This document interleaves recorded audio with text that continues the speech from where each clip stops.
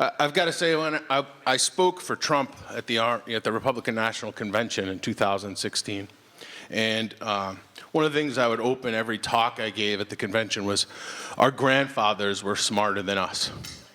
Okay, and I think we have a time crunch here because we're losing that generation every day, and it's vital that we take the time to learn from them.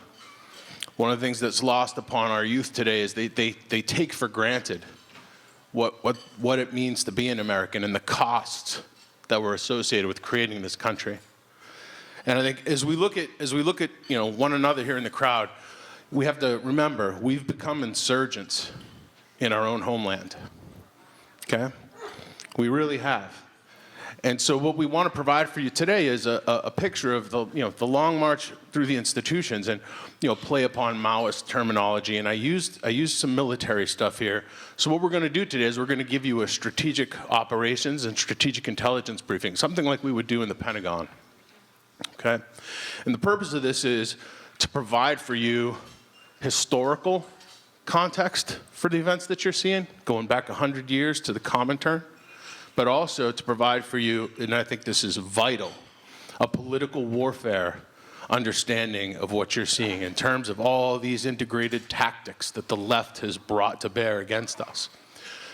The term scheme of fires is a play on a military term where when you're on a road march or a forced march and you're moving forward, you don't just do that willy-nilly, right? You don't march into Germany without a plan. And that plan, that supporting plan for those thousands of men who are on that road is called the scheme of fires. And we need to understand that the left has developed a scheme of fires that targets us, okay? Every time you raise your head to stop them, they shoot at you. Every time you mass to oppose them, they bomb you. And we need to understand why this is happening, how the information warfare is taking place, and as we look at all these various tactics, whether they be educational or legal, that they take place in a context. Now, I'm going to say something, it's a little bit controversial. We need to accept this, though. The conservative movement has failed. I don't see enough applause here. You need to understand what I'm telling you. The conservative movement has failed. Okay? In a military operation, if you hit a target, right, and you thought there were 4 bad guys inside, and you breach that door and there are 50, you don't keep going. Okay? You do something called a break contact, you would do an operational pause, and you reset. And I'm hoping that today, with the intellectual power that we have here in both the audience and with the other speakers, we can begin to think about what that operational pause and reset will entail. Right? Because it's vital that we get this right. Right? Trump has bought us time. Okay? He's bought us time, but I think even he underestimated what he was actually up against when he came into office. Our favorite people.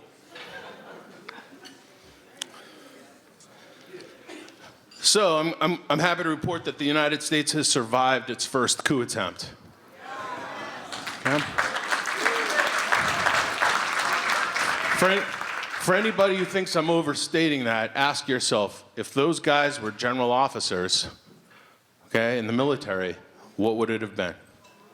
Okay? What these guys did is, it's absolutely unconscionable. Okay? It's unconscionable. So what really happened here? I think that's what we're going to try to attempt to kind of put into context today. Not possible without understanding the historical precedent that was laid out by really, I guess, Trevor Loudon hit it pretty well. And I think the goal is to have you see these domestic political events in a warfare context, because so often we think about national security in terms of the military or the intelligence community.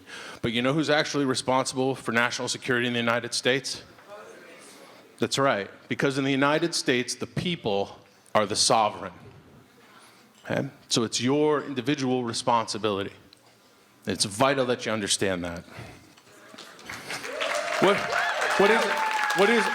is it about this guy? Right? What is it about this guy that forced the left to show their true colors? Yeah. He may be a flawed individual, but I'm telling you, it was divine what happened. Okay? In his ability to destroy their main line of effort, to destroy their politically correct, critical thinking destroying, reason destroying narratives. And the best example of that I saw a couple of weeks ago, he was giving a press conference and some reporter is yelling at him, "Hey, Alexandria Ocasio-Cortez says you're a racist. Alexandria Ocasio-Cortez says you're a racist." And Trump looks at the reporter and goes, "Who?" and the reporter says, "Congresswoman Alexandria Ocasio-Cortez says you're a racist." And he looks at the reporter and says, "Who cares?" He refuses to participate in their attack.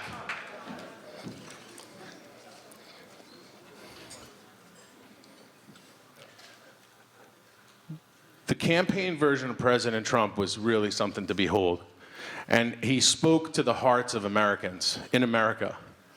And he let us know that we weren't alone. You know, for the first time in a long time, I think Americans felt like it was okay to be American. I know that's true of myself. Now, one of the things that Trump didn't understand was that the institutions of government themselves have really been co-opted at so many levels. And towards the end of the briefing today, we're going to talk about that and how they've been co-opted and where they're co-opted. But coming up here, what I want to do is I want to hand it off to Steve to give you guys some intelligence background and some historical perspective that lays out the pedigree of the left coming into today. Steve.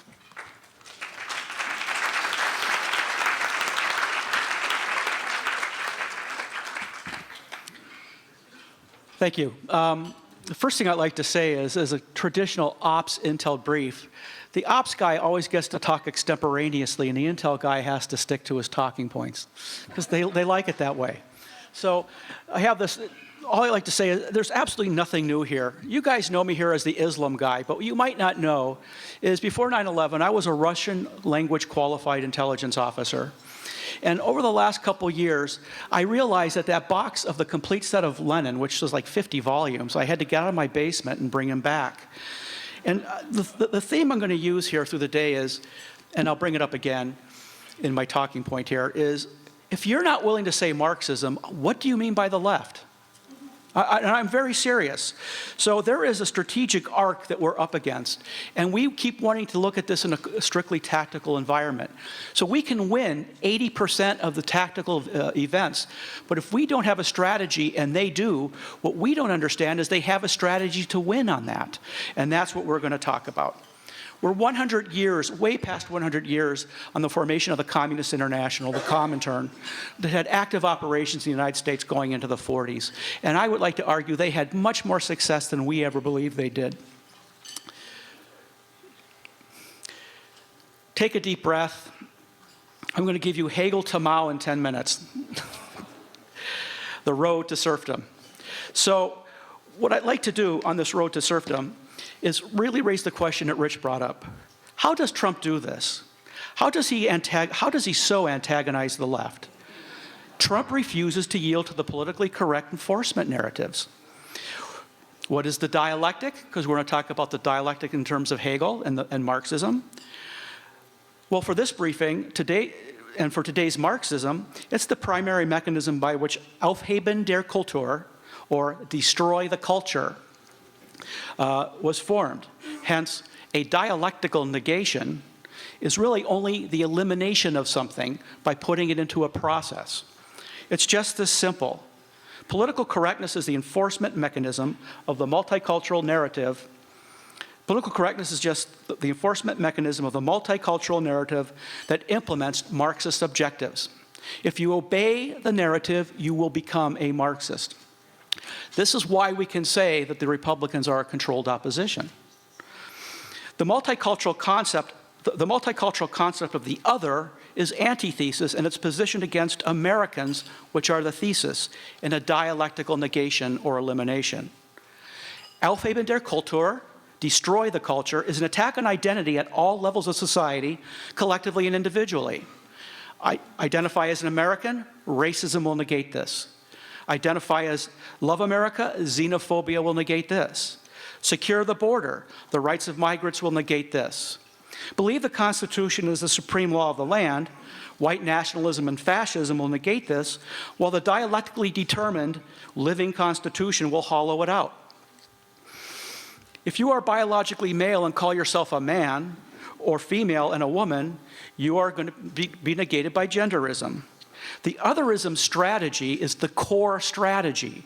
The otherism strategy developed by Marxists to destroy America, to focus on the systematic destruction of identity, leading to the disenfranchisement of Americans in America. It manipulates the issue of other, yet it has nothing to do with the other. It is a classical dialectical negation along Hegelian lines. So what we're going to do right now is take the 10-minute tour on Hegel, which I'm already 2 minutes into, and we're going to talk about how this forms it. Because what I would like to argue is we forgot that the key Marxists were completely Hegelian in their worldview. And if you understand the left without understanding it, you don't understand what motivated them. There is a lot more to the Hegelian dialectic than thesis, antithesis, synthesis. And there's a lot more to Hegel than metaphysical cosmology than this dialectic. Hegel invented a process that allows persons to define a future perfect world in such a way that allows those who control the future perfect narratives to impose rules on conduct of people today. Does that sound familiar? It makes sense? In order to achieve the end state, and then declare their rules of science and have the government enforce it with godlike authority. While Hegel's view of the dialectic was somewhat esoteric and idealistic, Marx recognized that all it really does is negate, tear down, deconstruct, destroy. But for Marx, that was good enough. Marx modified Hegel and rebranded it dialectical materialism. This was way before Das Kapital. 30 years before Das Kapital, Marx made a pact with the devil. I wish to avenge myself against the one who rules above. Thus heaven I have forfeited, I know it full well. My soul once true to God is chosen for hell. Marx, 1937. A couple years later, in 1844, Marx formed his critical philosophy dedicated to the, quote, ruthless criticism of the existing order. Does that sound familiar? Okay? Executed by purely Hegelian notions of a proletariat organized as a cultural antithesis dedicated to the negation of society. Das Kapital was Marx 2.0. Critical philosophy is Marx 1.0. This brief is about Marx 1.0. The Frankfurt School recognized this. When Marx formulated his dialectical materialism, he jettisoned the esoteric aspects of Hegel. They're weird, okay? At its formation, the Frankfurt School abandoned Marx 2.0, reverted to Marx 1.0, and reintegrated Hegel. It's all that weird sex stuff. It's Freud, it's Jung.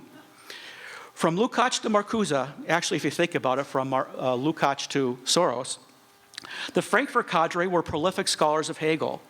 Returning to Marcuse, not only did he rewrite repressive tolerance, he also wrote Eros and history.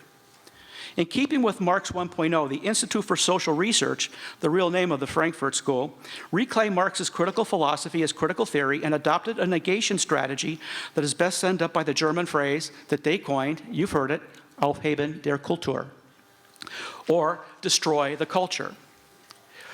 This is the strategy deployed against America. What is the name of Lenin's original party? The Social Democratic Party. What does Bernie Sanders identify himself as? A democratic socialist. Alexandria Ocasio-Cortez, what's her party? The Democratic Socialist of America. At some point, that which cannot be named has to be named. How does one look at the left without talking about Marxism? Talking about Hegel, yep, here we are. Hegel is not just about the dialectic. Well, everyone has heard of the dialectic. There are two other components, scientism and statism, that are never fully recognized. Scientism, it's really the wrapping of the rules they created for their future society, perfect society, in a faux scientific narrative that positions the opposition as unscientific and ignorant. You know, it's not just that you don't agree with global warming, you're unscientific and stupid because of it. Marxist scientific socialism is the inevitability of the socialist future. Political or cultural Darwinism masks the language of an evolving and evolved future.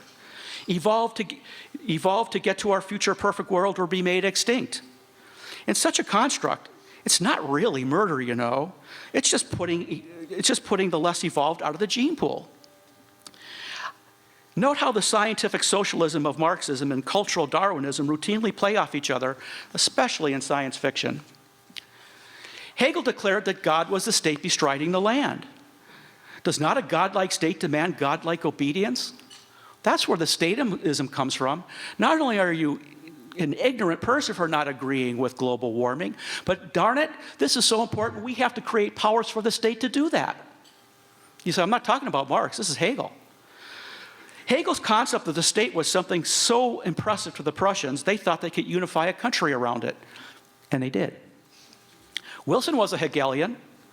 Did he transition America from rights endowed by the Creator to privileges granted by the state? Just tossing that out there. On Marx, today's otherism strategy is very much in line with Marx 1.0. There is great continuity. Before moving on, an additional observation on the Marx 1.0 proletariat. Marx's early middle-class proletariat, dedicated to negating society, actually serving as society's antithesis, comes much closer to resembling the well-financed 501s and NGOs of today's left, which completely conform to the Marx's original concept, especially the ones that come from Hungary. Doesn't Antifa, don't they see their role as negating America?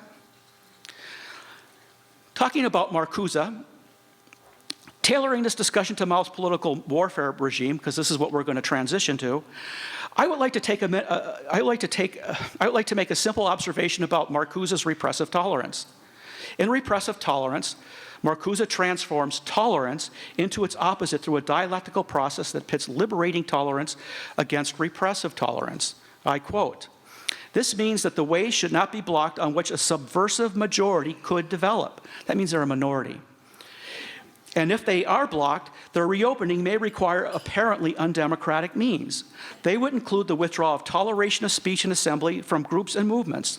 Liberating tolerance, then, would mean tolerance against movements from the right and toleration of movements from the left. Now compare Marcuse's statement to Mao's when he was knee-deep in the revolution in 1949. Under the leadership of the working class in the Communist Party, these two aspects, namely democracy among the people and dictatorship over the reactionaries, combine to form the people's democratic dictatorship. To the hostile classes, the state apparatus is an instrument of oppression. It is violent. It is not benevolent. Do you see the parallel between Marcuse's statement in the pre-violent phase and Mao's in the violent phase? Because this is just the pre-violent way of saying it. Make no mistake, this is the democracy of democratic socialism. Segueing to Mao, the very phrase "Long March to the Institution" was a Gramscian homage to Mao's famous Long March. Transitioning to Mao, the historical timeline from Hegel to Marx to Marcuse show they were on a converging path with Mao's political warfare scheme, sharing a common dialectical trajectory. Gramsci focused on religious institutions. Social justice as a concept came out of their penetration of those institutions. Marcuse focused on campuses. Hence, mass line efforts were already underway, as were the formation of counter-state footholds. Let's listen to what Gramsci said. "Socialism is precisely the religion that must overwhelm Christianity. In the new order, socialism will triumph by first capturing culture via infiltration of schools, universities, and churches." Rudi Dutschke, he's the person who actually coined the phrase "Long March to the Institutions," in 1969 said, "A revolutionary dialectic of the correct transition must regard the long march to the institutions as a practical and critical action in society and social spheres." Finally, I'll end my piece by just quoting Marcuse, accepting Dutschke on the Long March, and showing that when we talk about the Maoist model, the Long March, that's what it's always been. Marcuse, to extend the base of the student movement, Rudi Dutschke had proposed a strategy of the Long March to the institutions, working against the established institutions while working in them. From the campuses, the base of operation. from the campuses, it has its own base in the infrastructure itself. Moreover, this base extends from the campuses to the economic and political institutions in furtherance of the new scientific revolution that would be a part of the social revolution. With that primer on how we get from Marx via Hegel, Hegel via Marx, and Gramsci, and the Frankfurt School, we're now going to talk about political warfare the way we think it ought to be understood, the way it really is. Thank you.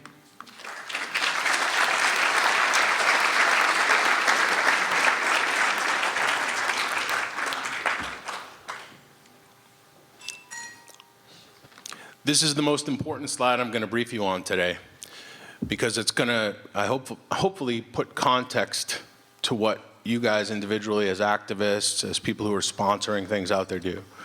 And, as a Marxist-Leninist, Mao understood the need to integrate the dialectic into his operational design. Now, I've got to tell you, we in the West dismiss Mao because he was about 5'3", fat, had bad teeth, Chinese. What does he know? But I'm going to tell you, as somebody who's a student of political warfare, special warfare, unconventional warfare, nobody comes close to Mao.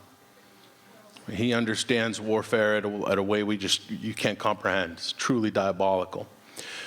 And one of the key points is that he seeks to use your actions against you, right? When you think about synthesis, say we're the group over there on the right, and we're talking a lot today about the various means that we're applying, whether it be in the educational field, the legal field, universities, and on and on. We need to understand that, and this was developed by a professor named Tom Marx, who broke Mao down into these 5 lines of effort or lines of operation, which he calls political, which is the mobilization and resourcing of a cadre. Violence, and that can be anything from terrorism to attacks on MAGA hat people. How does that violence fit into their overall strategy? Nonviolent actions, these are groups like Democracy Alliance, really focused on the information warfare side of warfare. Allies in the United Front.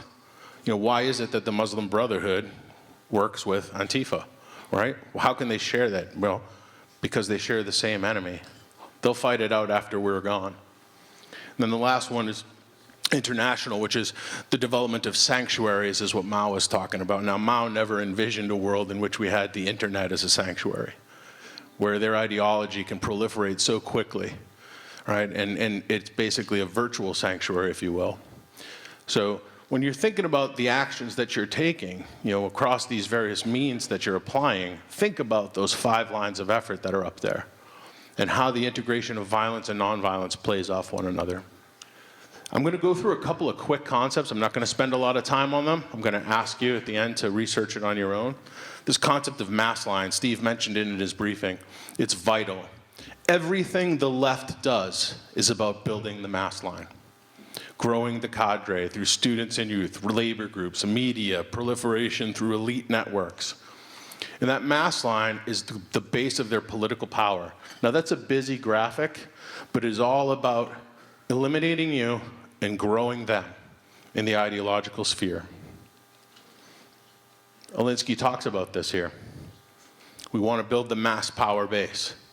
This is why they're so busy with their activism. This is why they're so interested in controlling places like Hollywood, right? A communist sanctuary for 100 years. I think, the state of Reagan, we're going to talk a little bit about Reagan. Reagan's one big whiff in his at-bat in the presidency was the Department of Education. An absolute tragedy that he let it perpetuate. There they are. I'm going to say something pretty controversial. These guys are a lot more dangerous to us than the left. Okay? They are. Okay? If you have an infection ravaging your body, and you go to the doctor and you say, I need something to deal with this, and the doctor says, here's some Tylenol, you're going to die. Well, these guys are the doctors that are giving you, they're not going to give you a Tylenol. They're giving you the cheap version, right? Terrible. Splinter movements as a concept. So many people debate this, okay? That is a continuum between Antifa, the SPLC, and the DNC. Right? That is their continuum. And the violent interoperates with the nonviolent. They are strategic in their use of violence. It is not just happenstance that these things happen. There's a reason we see on the college campuses the violence, because they know that is an important sanctuary for them. Okay? It is a counter-state node. They consider it their sacred territory, and they're not going to give it up without a fight. On the other side there, you see the flag of Al-Qaeda with the Muslim Brotherhood and CARE. Again, these guys work in league with one another. But the splinter movement is these Al-Qaeda guys way out there on the fringe blowing stuff up are part and parcel of the same enemy because they share that same end state. And we need to understand that. They're not the moderate alternative. Let me give you a quick historical analogy because of some of the people I talked to in the crowd. In the 1930s, Hitler created a group called the Brown Shirts. The Brown Shirts were leftist in their orientation. You know, homosexuals, actors, all sorts, but they were real rabble-rousers. They'd go out and they'd create all this problem and political dissent, again, using splinter movement theory. So after a period of time, Hitler realizes these guys are, you know, getting to be a problem. I'm going to create a moderate group, and we'll call them the Black Shirts. And the Black Shirts, and then the Long Knives gets rid of the Brown Shirts, and they become the Waffen-SS. That's your Muslim Brotherhood. That's your SPLC. Understand? United Front, we've already kind of talked about this, but this communist Islamist alliance, it's real. The red-green axis, if you will. So national security impact, I mean, this is hard to talk about only because I don't want you to get the impression that I think the sky is falling. That's not what I'm trying to convey. I think what I'm trying to show you is that within our institutions, we have good guys, but absent executive leadership from, you know, at places like the FBI on the 7th floor or the 7th floor at the agency, those guys can't get to their mission. So just a quick anecdote, somebody in the FBI told me this. There used to be about 150 to 200 candidates for every slot at Quantico to become an FBI agent. So, you know, if a class was going to launch with 50 people trying to become FBI agents, you know, they would have, you know, on the order of 200 times that. So what, 10,000 people is that? Trying to get into the FBI. Today, they're starting classes at Quantico that aren't even full. So that tells me that there are some patriots out there that are questioning what's going on at the FBI, and they should be. You all should be. Another quick point on the slide is I was on staff at the National War College for a while as a professor in political warfare and counterterrorism, and we don't teach what I'm showing you here today to American military officers. Now, we taught it to foreign officers, but we didn't teach it to American military officers. I always thought that was really strange. I don't know. Why do you think? Right? I just think it's really odd that you know, this stuff is really important, and it's just not a focus. It's not a focus in the national security community. We're worried about Venezuela. I'm not worried about Venezuela. I'm worried about California. All right?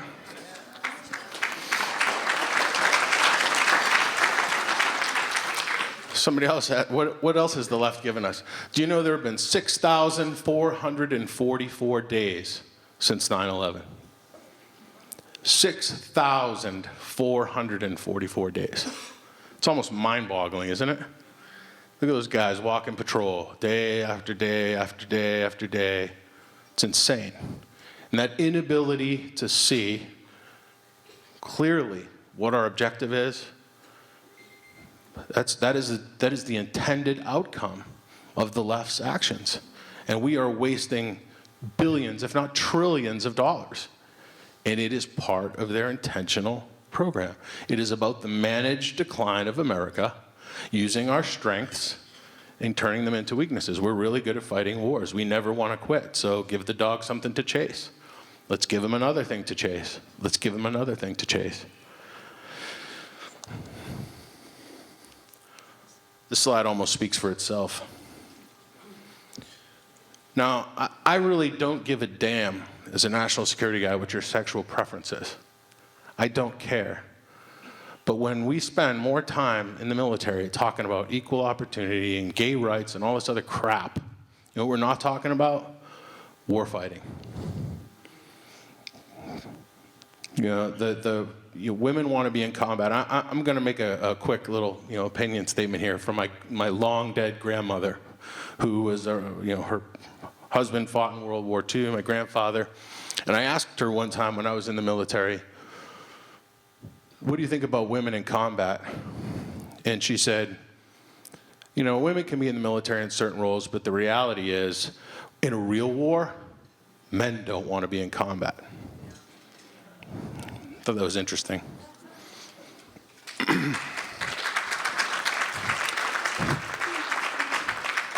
Some more of the impact, we've seen Eddie Gallagher, and some people don't know the guy on the bottom right there, Clint Lawrence. These guys are in prison for killing the enemy. It's insane. Meanwhile, the Taliban 5 is involved in the negotiations with us right now in Afghanistan. Insane. You have social justice advocates have basically taken over political and institutional control of our national security decision making. That's the result of the Long March.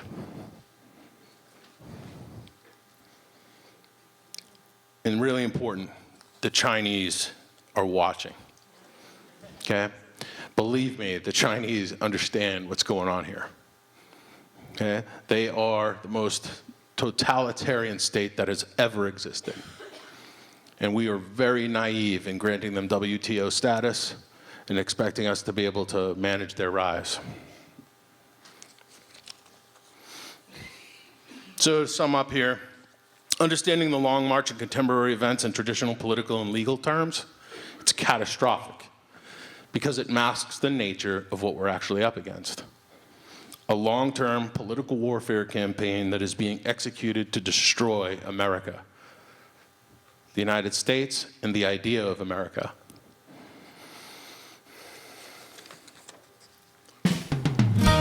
Just play on a little Bible here. We need to get our grandfather's wine out and create some new wineskins. Steve, do you have anything to add? I think that's it. All right, thank you.